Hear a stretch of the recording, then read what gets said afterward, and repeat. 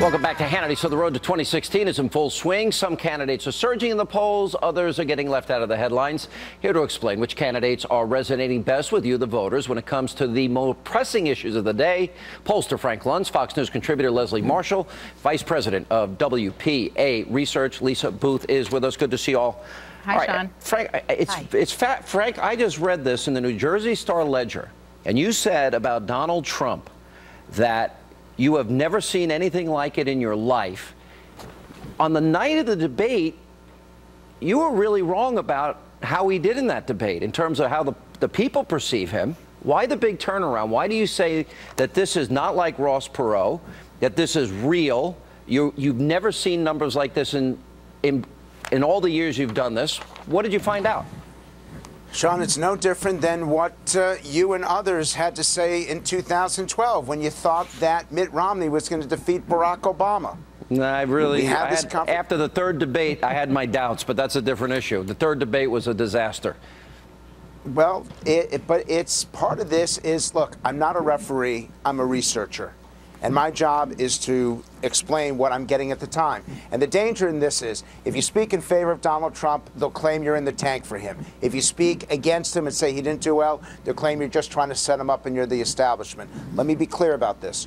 What Trump has done over the last 3 weeks is that he has taken his media appearances, taken that language of political correctness, and used it as a weapon to challenge those who are opposed to him, and you have about 25 up to 30% of the Republican vote and some Democrats who are just fed up with the way Washington works, fed up with Wall Street, fed up with the media, fed up with the elites, and that's why he's doing so well right now. You said in this New Jersey Star-Ledger, the commission poll of yours, that he is virtually invulnerable to any attack by any 2016 candidate, and that it's totally conceivable that Trump will become the Republican Party's nominee for president.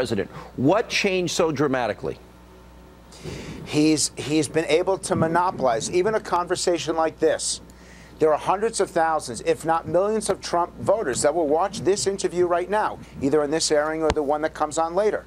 And they will say, Sean, that they're tired of politicians who speak in sound bites. They're tired of all these focus group slogans. They want someone who says what they mean, means what they say. Now, look, there are weaknesses to Trump, too. Veterans still have concerns over what he said a month ago about John McCain. Women still have some concern about the language that he uses. But overall, there's been genuine movement towards Trump, and it's because of his persona, not his policies. It's who he is and how he talks. You said for the first time in dialing that he got 100, a perfect score?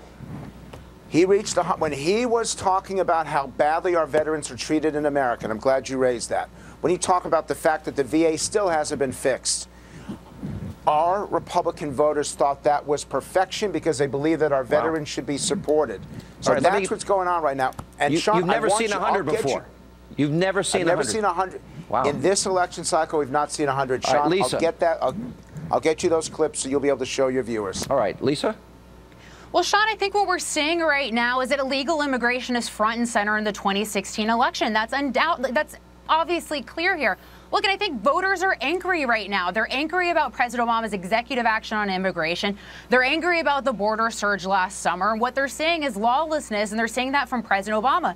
And I believe that's what Donald Trump has so successfully picked up on, is this anger in the country and this anger towards the lawlessness. But I also think what Frank picked up on, which is true, is we're seeing this larger anti-establishment movement right now. We're seeing it on the right with Donald Trump, and we're also seeing it on the left with Lisa, Bernie Sanders. I'm a conservative, and I'm disgusted with Republicans. They promised in 2014 they would stop illegal, unconstitutional executive amnesty.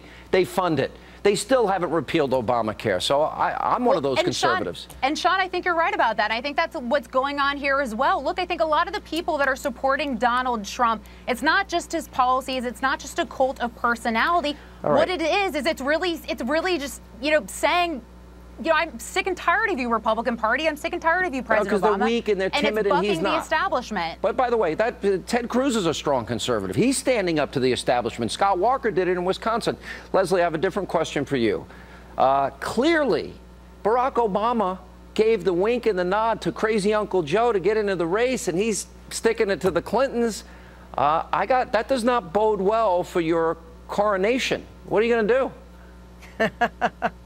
Well, first of all, you know, yesterday there were a lot of people on Wall Street who sold, despite the fact that everybody on Wall Street said, hold on, and look what happened today. And I would say the same thing with those Democrats with regard to Hillary. Republicans want to make the email and the server a Swift boat, and this is not going to be Hillary's Swift boat. There are not going to be espionage charges. There are not going to be any charges, and I will bet you on that on national television. Obama's the one that the president is, wait a minute, Sean, the president has had his problems with both former President Clinton and with Hillary Clinton for years. He's throwing Joe her Biden's his overboard. right-hand man. He's his vice president. And Joe Biden has had his eyes on being a president. No, not at all. He is facilitating the rise of Joe Biden. Crazy Uncle Joe. Leslie, you're wrong about the impact of Hillary Clinton's servers on this race. Just look at the polls, Leslie. If you look at polls, what they're telling us is that it's having a huge impact with American voters. Look, if you look at it, there's a poll out today in Michigan.